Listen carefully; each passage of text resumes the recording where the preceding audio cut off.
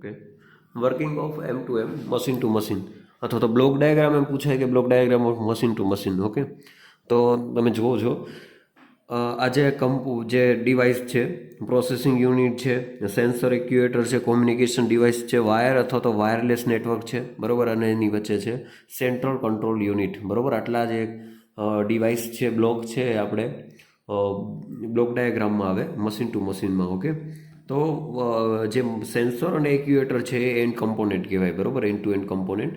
Okay, પછી એ જે સેન્સરમાંથી જે ડેટા મળે એ પ્રોસેસ થાય, બરાબર, પ્રોસેસિંગ યુનિટમાં જાય. ઓકે, અને કોમ્યુનિકેશનના માધ્યમથી એ ડેટા સેન્ટ્રલાઇઝ થઈ સેન્ટ્રલ કંટ્રોલ યુનિટને મળી અને પછી વાયર્ડ અથવા તો વાયરલેસ કોમ્યુનિકેશન દ્વારા બીજા ડિવાઇસને મળે, બરાબર. આ રીતે આખો બ્લોક હોય. આપણે એક એક બ્લોક છે એ આપણે સમજીએ.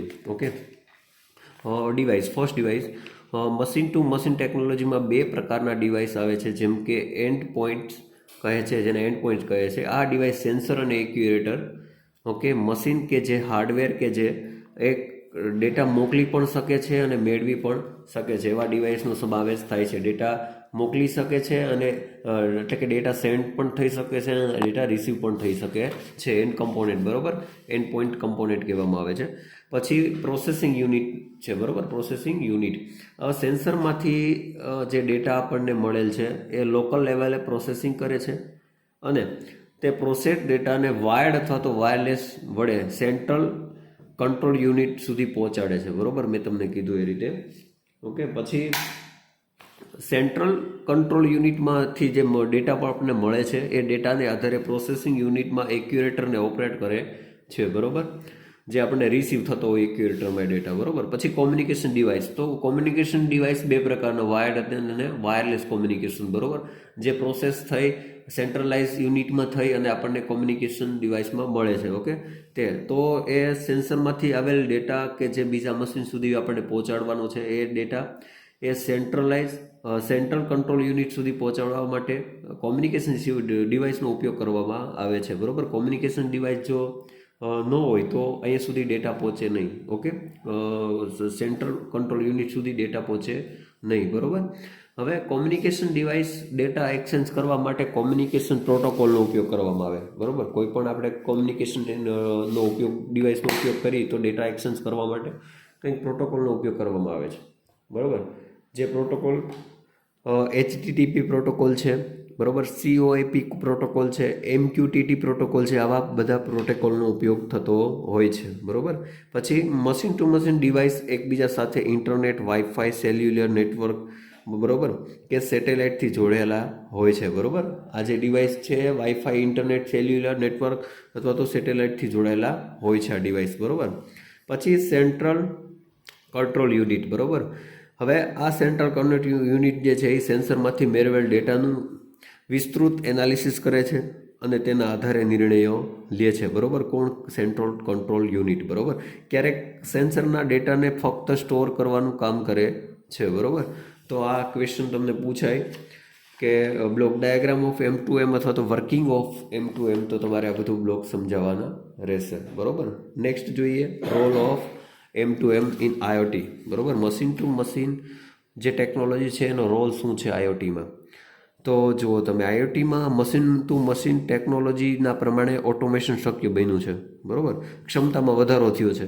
નિર્ણયો લેવાની પ્રક્રિયા, ડિસિઝન મેકિંગ, નિર્ણયો લેવાની પ્રક્રિયા એટલે કે ડિસિઝન મેકિંગમાં ઝડપી બને છે અને નવા બિઝનેસ મોડેલ બનાવી શકાય છે, બરાબર. નેક્સ્ટ પોઈન્ટ જોઈએ તો મશીન ટુ મશીન ટેકનોલોજીને માણસનો ઉપયોગ દૂર કરે છે, બરાબર. માણસ વડે થતી એરર, બરાબર. માણસ જો આપણે પહેલાં જે આ M2M ટેકનોલોજી નહોતી ત્યારે જે માણસ હતા એના વડે જે પ્રોસેસને બધી થતી હતી, બરાબર, ત્યારે એરર આવતી, બરાબર. તો એ આ એરર ઘટાડી શકાય છે અને ઉત્પાદકતામાં વધારી શકાય છે, બરાબર. મશીન ટુ મશીન ટેકનોલોજીને લીધે IoTના કાર્યક્ષમતા મહત્તમ સ્તર સુધી પહોંચાડી શકાય છે. સ્વાસ્થ્ય સંબંધિત ક્ષેત્રમાં એટલે કે મેડિકલ ક્ષેત્રમાં M2Mના પરિણામે દર્દીઓનું રિમોટ મોનિટરિંગ શક્ય બને છે, બરાબર. આ મેં તમને આગળના ટોપિકમાં પણ કીધું હતું, આગળના ચેપ્ટરમાં, કે રિમોટ મોનિટરિંગ એટલે કે અહીંયા કંઈ હોસ્પિટલ છે, બરાબર, ત્યાં આપણે સારવાર પોસિબલ નથી અથવા તો ડૉક્ટરને બીજા ડૉક્ટરની સલાહ લેવી હોય તો બીજા સ્ટેટ કન્ટ્રીમાંથી ડૉક્ટર પાસેથી રિમોટ કંટ્રોલ રિમોટ મોનિટરિંગ દ્વારા રિપોર્ટ મોકલી અને ડૉક્ટરની સલાહ લઈ શકાય છે, બરાબર. એટલે કે મેડિકલ ક્ષેત્રે પણ M2Mનો વધારે ઉપયોગ થઈ શક્યો. પછી કૃષિ ક્ષેત્રમાં M2M વડે મળતા રિયલ ટાઈમ ડેટાને આધારે કૃષિ પરિણામે ઓટોમેટિક બનાવી શકાય છે અને જમીનની ગુણવત્તામાં અનુસાર જે ખાતર જે છે એની જરૂરિયાત જાણી શકાય છે, બરાબર. પછી લોજિસ્ટિક અને ટ્રાન્સપોર્ટેશન ક્ષેત્રમાં વસ્તુ કે માલનું લોકેશન ટ્રેક અને મેનેજ થઈ શકે છે. રિયલ ટાઈમ વસ્તુની પરિસ્થિતિ જાણી શકાય છે, જે સપ્લાય ચેઇન મેનેજમેન્ટ સિસ્ટમ વધુ કાર્યક્ષમ બનાવે છે, બરાબર. આ બધા રોલ્સ ઓફ IoT છે. ઓકે. મેન્યુફેક્ચરિંગ ક્ષેત્રે M2M વડે પ્રિડિક્ટિવ મેન્ટેનન્સ શક્ય બને છે, જેમ કે સમયસર સર્વિસ માટે અલાર્મ.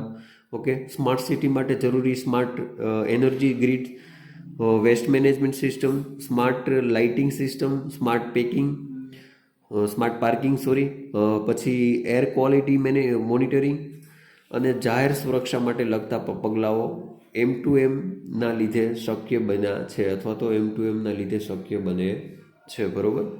ઉપરની દરેક એપ્લિકેશન IoT એપ્લિકેશન જ છે, બરાબર. જે પણ એપ્લિકેશન આપણે જોઈ ઉપરની આ smart, for example smart parking છે, આ બધી જે એપ્લિકેશનો છે એ IoT એપ્લિકેશન જ છે.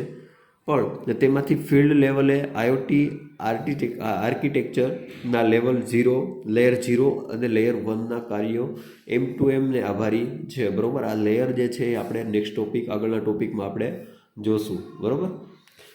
ઓકે, અહીંયા સુધી રાખીએ. નેક્સ્ટ આપણે જોશું ડિફરન્સ બિટવીન M2M અને IoT. ઓકે.